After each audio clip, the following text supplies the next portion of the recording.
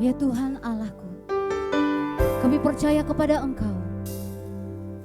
Meskipun kami tak pernah melihat, namun iman kami Tuhan berkata, Engkau Allah yang hidup. Haleluya.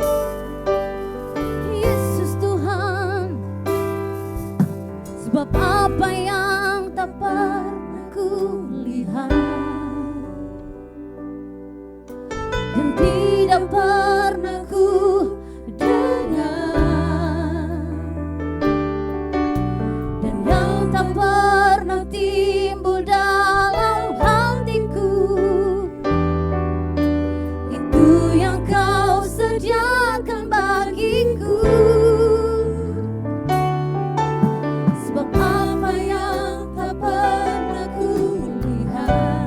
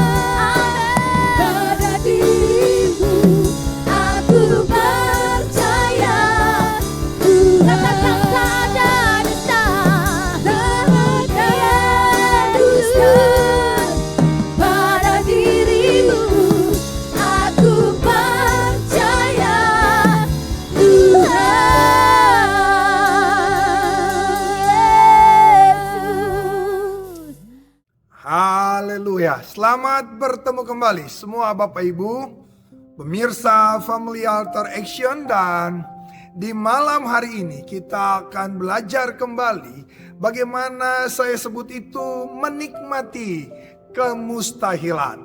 Nah, sebelum kita belajar lebih banyak, mari kita tundukkan kepala, kita minta tuntunan kuasa Roh Kudus di dalam pemberitaan ini. Bapa di sorga, hamba meminta kuasa Roh Kudus menyertaiku. Hamba meminta kuasa Roh Kudus menaungi setiap pemirsa, sehingga firman ini tidak jatuh di tanah berbatu bersemak atau bahkan di tanah pinggir jalan, tetapi jatuh di tanah hati yang subur, sehingga daripadanya itu akan berbuah dan buahnya mempermuliakan nama Tuhan Allah. Diberkatilah pendengaran mereka, diberkatilah kata dan kalimat yang keluar dari mulutku. Mari datang dan tolong kami Roh Kudus. Dalam nama Tuhan Yesus kami berdoa, haleluya, amin. Puji Tuhan Bapak Ibu. Pembacaan kita malam ini terambil dari Yohanes 2 ayat yang pertama hingga ayat yang ke-10. Catatan ayat ke-11 berkata bahwa mujizat di pernikahan di Kana adalah yang pertama yang Yesus lakukan. Bapak Ibu, singkat cerita dari pembacaan ini adalah Yesus diundang ke sebuah pernikahan di Kana. Mamanya juga ada di situ. Dan peristiwa ini cek dan recheck ya kurang lebih terjadi di hari ketiga perayaan. Yesus datang dengan murid-muridnya ya. Yesus datang ke situ. Dan tiba-tiba pernikahan itu terjadi kekurangan anggur. Nah Bapak Ibu, kekurangan anggur bagi pernikahan Israel itu sebuah aib yang bisa dirasakan oleh keluarga turun-temurun. Ini bukan aib setahun 2 tahun. Itu bisa terus menerus dibicarakan sepanjang generasi. Jadi ada sebuah malapetaka di tengah kebahagiaan. Yesus mengunjungi sebuah pernikahan dalam potensi untuk terjadi aib yang luar biasa. Namanya pernikahan penuh sukacita. Nah di tengah perayaan yang penuh sukacita itu, tanpa diketahui oleh yang punya pesta dan pengantin, mereka kehabisan anggur. Di situ Ibu Maria datang kepada Yesus dan berkata, mereka kehabisan anggur. Yesus sempat mengelak dan berkata, ibu, waktuku belum tiba. Tetapi Ibu Maria berkata, apa yang dikatakan kepadamu, lakukanlah itu. Dan Ibu Maria pergi meninggalkan mereka. Lalu singkat cerita, Yesus menyuruh mereka mengambil air yang ada di tempayang, air yang sebenarnya dipakai untuk membasuh kaki dari para tamu yang terhormat. Tetapi itu kemudian oleh Yesus disuruh dicedok, dan terjadi sesuatu yang luar biasa. Aib yang sudah mendekat hilang dan diganti dengan kemuliaan. Karena pemimpin pesta berkata, biasanya saya pimpin pesta di mana-mana, anggur yang kedua tidak lebih baik daripada anggur yang pertama. Tapi di pesta ini sungguh luar biasa. Dari anggur pertama sampai anggur yang terakhir ini bahkan jauh lebih baik.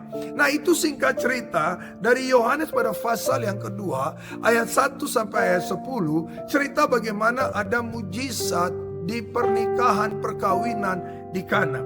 Menikmati kemustahilan. Saya tulis di sini bahwa kemustahilan tanpa Yesus adalah putus asa. Anda bisa membayangkan satu orang yang divonis, ibu, Anda sudah ada dalam kanker, ya, stadium akhir, ya 4B, stadium akhir. Hidupmu tinggal 1 bulan lagi. Apa yang akan terjadi kalau kita divonis demikian? Saya percaya kemustahilan tanpa Yesus adalah putus asa. Siapapun dia, mau orang miskin, orang kaya, orang terpintar sampai terbodoh. Kalau dokter sudah vonis demikian, hidupmu tinggal sebulan lagi. Yang ada adalah putus asa tanpa Yesus. Tetapi kemustahilan bersama dengan Yesus adalah mujizat. Apakah ada malam ini di antara pemirsa, ada di antara kita yang sebenarnya sudah berhadapan dengan tembok-tembok kemustahilan? Seakan tidak ada jalan lagi. Semua jalan sudah tertutup. Saya mau berkata, kemustahilan tanpa Yesus adalah putus asa.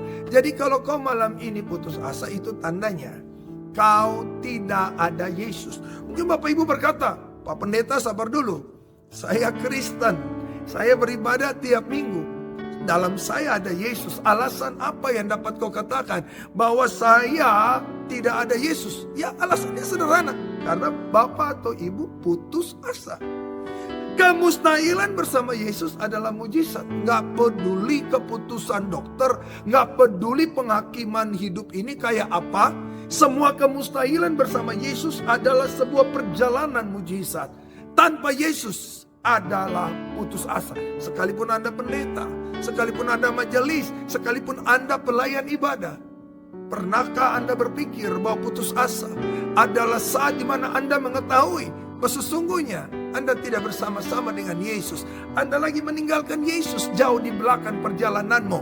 Anda sementara meratapi akan sukacita setan dalam kata putus asa. Nah, bagaimana supaya saya bisa menikmati kemustahilan? Yang pertama, dengarkan saya. Kehadiran Yesus selalu harus menjadi pembeda. Kehadiran Yesus hari ini, saya bicara tentang hari ini. Anda dan saya dengan Yesus harusnya harusnya melebihi agama. Harusnya kehadiran Yesus dalammu dan dalamku adalah merupakan sebuah hubungan. Kita gak bisa bicara tentang masa lalu. Anda gak bisa bicara lahir sebagai Kristen. Anda gak bisa bicara saya sudah dibaptis 20-30 tahun yang lalu. Anda gak bisa bicara 5 tahun yang lalu saya majelis 2 periode, 4 periode. Saya mau berkata dalam nama Yesus. Kehadiran Yesus harusnya jadi pembeda. Jadi kalau malam ini Anda berada di titik putus asa, depresi, Anda kecil kekuatanmu. Amsal Sulaiman berkata bahwa kalau kita di dalam kesesakan, kita menjadi lemah, maka kekuatan kita itu hilang. Kita harus belajar percaya kepada Yesus. Kehadiran Yesus harusnya jadi pembeda. Jadi kalau Bapak Ibu sekalipun pendeta, hari ini Anda ada puasa, saya pikir Yesus semua mulai menjadi masa lalu bagimu. Sekalipun Anda pendeta. Karena bersama Yesus tidak ada kamus yang namanya putus asa. Saya ulangi lagi. Bersama dengan Yesus tidak ada kosakata putus asa. Bersama dengan Yesus selalu ada pembeda. Karena itu Yesus hadir, selalu ada yang namanya harapan baru. Setiap kali berjalan dengan Yesus ada harapan baru. Yesus tidak pernah menjanjikan bahwa perjalanan kita akan baik-baik saja. Tapi dia berkata, apabila kau berjalan denganku, kehadiranku menjadi pembeda. Saya ulangi lagi. Bagaimana menikmati kemustahilan? Hadirkan Yesus. Yesus yang adalah hubungan yang tidak tergantikan. Yesus yang tidak sekedar agama. Yesus yang tidak sekedar masa lalu. Tapi Yesus adalah suatu perjalanan hubungan terus menerus. Dengarkan saya, apabila Anda lagi putus asa, apabila Anda lagi di dalam tekanan depresi berat, nampaknya Yesus tidak bersama-sama denganmu. Karena kehadiran Yesus selalu menjadi pembeda. Kenapa kehadiran Yesus jadi pembeda? Itu yang hal kedua yang akan kita belajar. Karena mujizat selalu terjadi dalam kemauan Yesus. Maria ibu Yesus coba menyuruh Yesus. Tapi Yesus tidak bertindak berdasarkan suruhan Maria. Yesus punya waktu sendiri dan cara sendiri. Saya ulangi.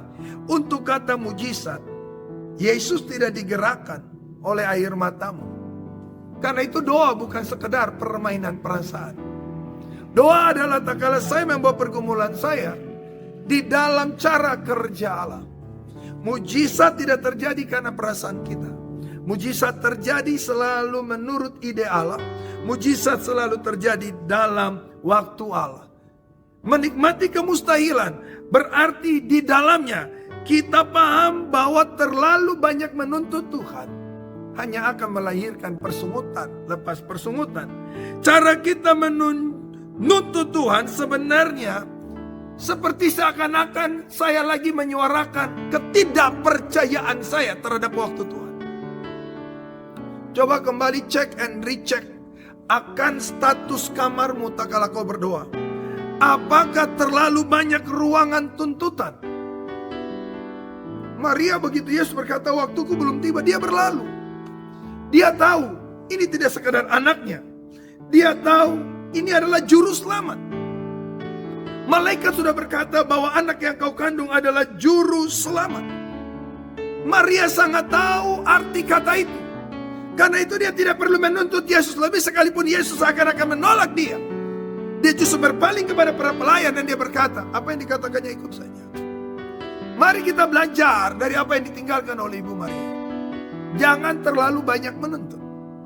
Belajar menantikan Tuhan di dalam kemustahilan. Karena sekali lagi kehadiran Yesus itu pembeda. Kalau kau yakin ada Yesus, seharusnya jangan putus asa. Jangan depresi. Nanti dan tunggu.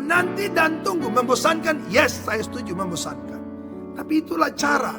Itulah cara terbaik daripada kita menuntut. Karena semakin banyak menuntut dan belum dijawab, kita akan mulai marah-marah. Itu yang membuat banyak ateisme hari ini. Orang banyak kecewa dengan Tuhan. Sebenarnya begini, pertanyaan saya sederhana, apakah Tuhan itu jahat? Kan kagak. Yang membuat Tuhan kelihatan jahat, yang membuat Tuhan kelihatan tidak baik adalah ketidaksabaran kita.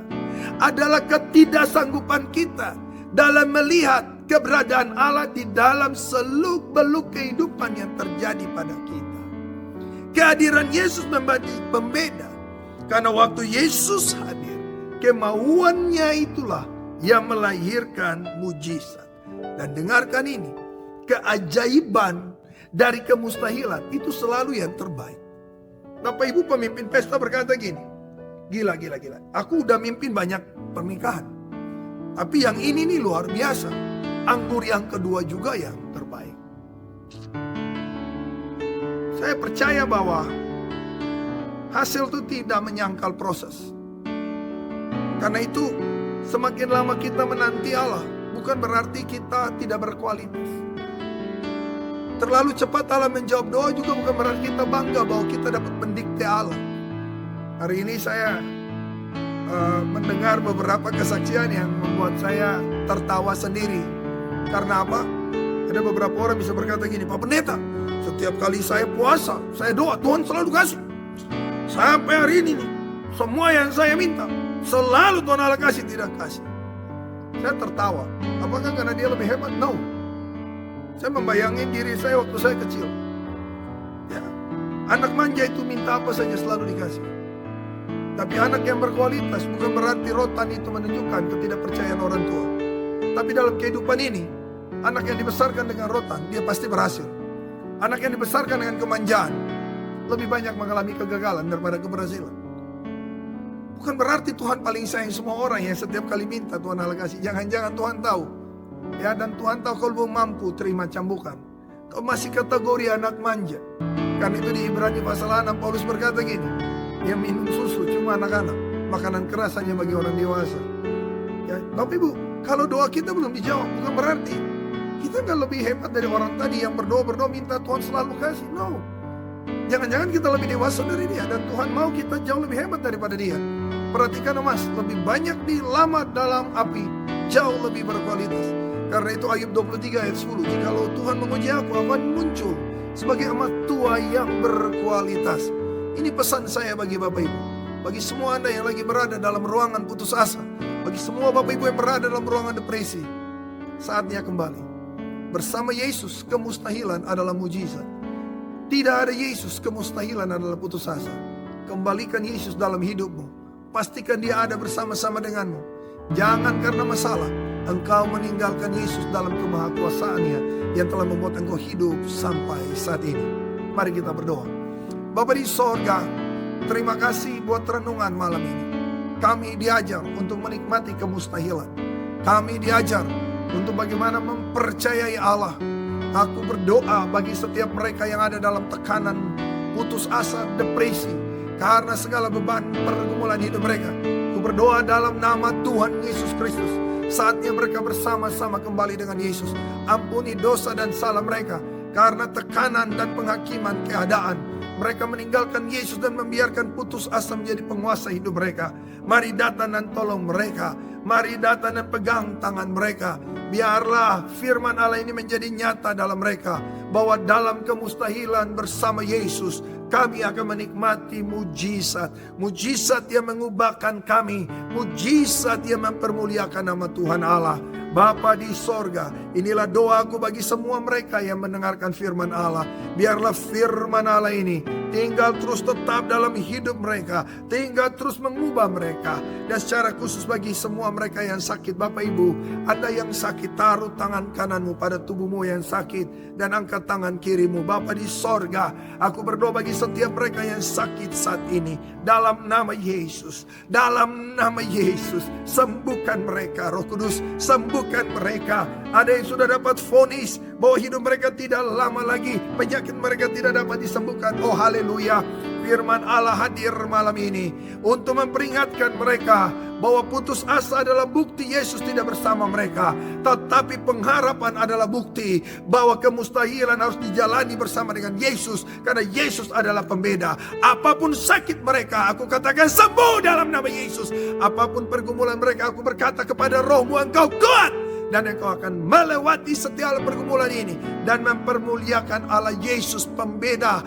Allah Yesus sumber pengharapan baru, Allah Yesus yang melahirkan mujizat pada malam ini. Inilah doaku dan berkatku bagi semua yang sakit. Inilah doaku dan berkatku bagi semua pemirsa Family Altar Action malam ini, baik sebagai pribadi, baik sebagai keluarga rumah tangga. Pulihkan setiap rumah tangga, pulihkan setiap keluarga, suami, istri, orang tua, anak. Pulih dalam nama Yesus. Apabila yang mendengarkan doa ini, ada yang punya masalah dengan suami, dengan istri, dengan orang tua, dengan anak, pulihkan dalam nama Yesus. Sebab aku percaya Tuhanku yang membentuk keluarga dan rumah tangga, dan ada kebahagiaan, damai sejahtera bagi setiap suami, istri, orang tua, anak yang memiliki Yesus. Inilah doa sembahyang berkatku. Biarlah damai sejahtera Allah, kasih karunia, cinta sayang dan kekuatan Allah Roh Kudus memberkati setiap pemirsa Family Altar Action, memberkati pemerintah kami, presiden dan wakil presiden,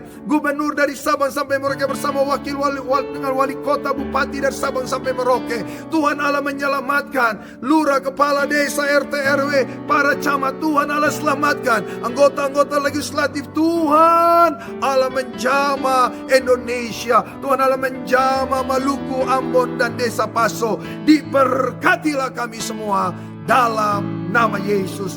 Haleluya. Amin. Puji Tuhan Bapak Ibu. Di bawah ini ada nomor-nomor HP. Ini adalah hamba Tuhan yang saya recommended. Kalau Anda merasa mau dilayani, hubungi nomor-nomor ini dan mereka akan mendoakan Bapak Ibu. Dan Bapak Ibu semua yang mengalami mujizat FAA, Anda bisa mengirimkan juga cuplikan kesaksian 1 menit kepada nomor-nomor ini, dan kami akan tampilkan pada edisi-edisi Family Altar Action berikutnya. Puji Tuhan Bapak Ibu, Family Altar Action hadir setiap Senin dan Selasa jam 9 malam. Jangan lupa Senin dan Selasa jam 9 malam. Di akhir dari pertemuan ini ada QR, ada barcode untuk Anda memberikan sumbangan pemberian untuk pekerjaan Tuhan.